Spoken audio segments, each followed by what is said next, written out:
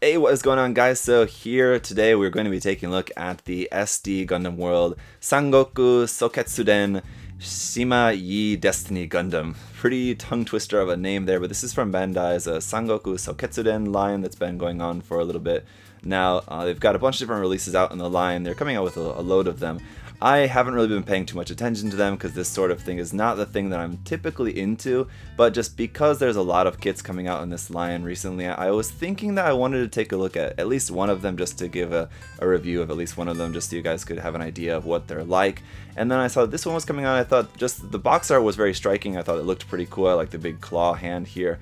It sort of reminds me of the War Greymon kit that actually is just coming out recently with another big claw kit coming out from Bandai. But as I was thinking about it, I had an idea, and what I was thinking what would be really cool to do was kit bash this with the recently released SD Destiny Gundam Revive kit. Because I didn't review that kit either. I just kind of skipped over it just because I wouldn't really feel like I really needed to review that, and I wasn't really all that interested in it. But now I'm thinking I want to get one of those, and I'll do a review of that just as normal as well.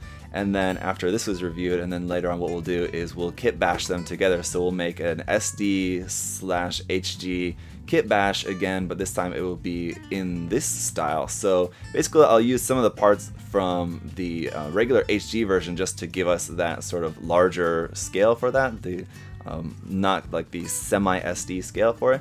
And then I'll use a bunch of the like more decorative Sangoku Soketsuden parts from this, so like the head of this, of course, and then we'll use like the chest, the front skirts, and then of course like the big claws, the wings and stuff like that. We'll basically put all of that onto the HG and make a cool kit bash with that. But anyway, so that's my plans for this later on in the future. It won't be like this week, but in the near future that's going to be a kit bash project that I'm going to be working on with this and that, so look forward to that in the near future. As always, guys, big thank you to SA Gundam Store for their support. Check out the link to their site down below. You can check out this kit and everything else there on their site. Save 10% with that coupon code there, ZakuAurelius10. It's all down there in the video description. So alright, cool box art here in the front, as we can see. This is based off of the Destiny Gundam, as you could tell from the name. Let's go around here onto the side of the box. This is already 24 in this line, so yeah, like I said, there's been a good amount of them out already. They're all based on different kits, like the Shinanju, or what else are they? I don't know, there's a bunch of the Talgeese, things like that. So, as it always goes with SD kits, of course, the kit is not always as appealing as the box art. The box art, you know, they make it look really awesome. The kit has a hard time, of course, actually capturing that in kit form, but these do look pretty cool in the detail anyway. The color separation is always going to be a problem for them, though. So here we have just a look at the front and back of that. Of course, these are just painted samples, so they look really nice. But we'll see how well the color separation is once we actually get the box open. But it has this cool kind of like big tail thing out the back as well. And so whenever we get around to the kit bash portion of this, I don't think I'm going to use necessarily all of the parts of this, because some parts I like more than others. But it also has this kind of like big hat thing on the head, which is kind of interesting. I'm not sure how much I'm really going to like that or not, but that again, it will depend on once I actually get the kit built up. I'll see how well I actually like it. It's kind of hard to get a good feel for these just by looking at pictures of them, because they're so detailed, they have so much stuff going on. You kind of have to build it in order to get like the best sense of the kit. It says it includes one Eclipse memory. I'm not really sure what that's about, but it's some sort of gimmick there built in with that. It says the Engoku Masho on the back can be equipped onto the right arm. Like that would be this big giant claw bit there.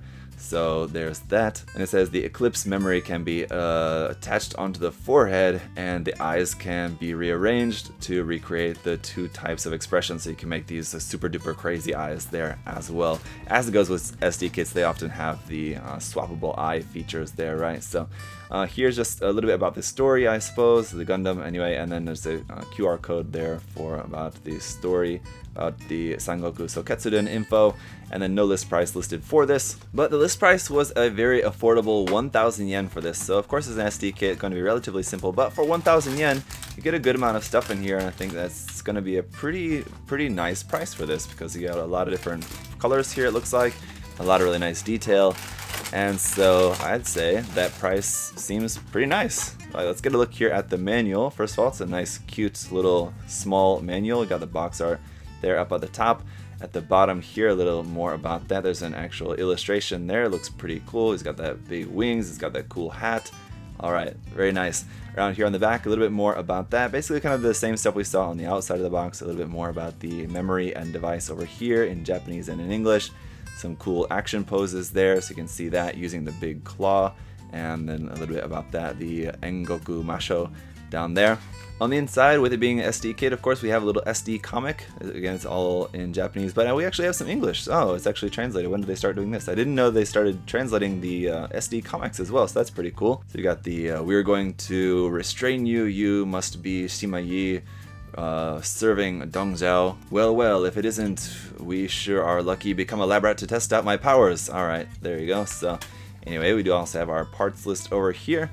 And then just going through the construction here, so we're just going to build up all of that. It's the complete assembly there, and then just a little bit about the gimmicks, the weapons, and all of that over there on that end. And let's see, back around here. Oh, we do have a little more of the comic here. I didn't notice that, but so you've got a continuation of that here. Ankai Meisho, and then he just basically destroyed everyone. I'm sorry, but we don't have any time to love. Okay, very beautiful little commentary there. So, alright, there's a little bit just about the equipping of the big claw, and with that, let's just get into the runners, shall we? Alright, so first up here is the foil sticker sheet, which it's great to see for an SD kit is very minimal. We got just the 2 stickers there for the eyes, 1 sticker for what looks to be a head camera or some sort of camera there in green, and then a couple of gold stickers, and that is it. So that is pretty good. And seeing as how this is an SD kit, most of the runners are also SD scale. They're all kind of these like small size little runners here for this. This runner is simply labeled SJP1. I can't exactly make out exactly what that's supposed to mean. I'm not entirely sure. But this runner is just in molded gray, and as you can see, we've got, this is basically acting as, I guess, sort of inner frame runner, as it's just a bunch of joints and what would be polycaps, but they're not polycaps in this case. There's regular plastic parts, as well as a couple of hand parts on there. Runner B here is specific for this kit though. It's in a light gray color, and you can see some really nice details on there. You have a little shield part, a little faceplate part, and a couple other parts on there. Runner D is in a nice molded gold, and it's also a really super high gloss as well. So you got a really glossy gold here for some of these really decorative parts there. Runner E is in a kind of clear smoke black color, clear black.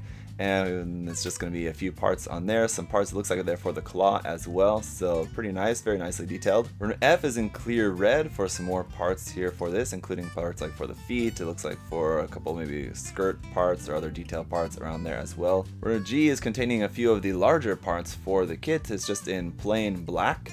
And then Runner H is just in a plain blue color, just a straight up blue. Then Runner I is also in clear red, and this is obviously going to be some parts there for the clear red wing effect parts there on the back.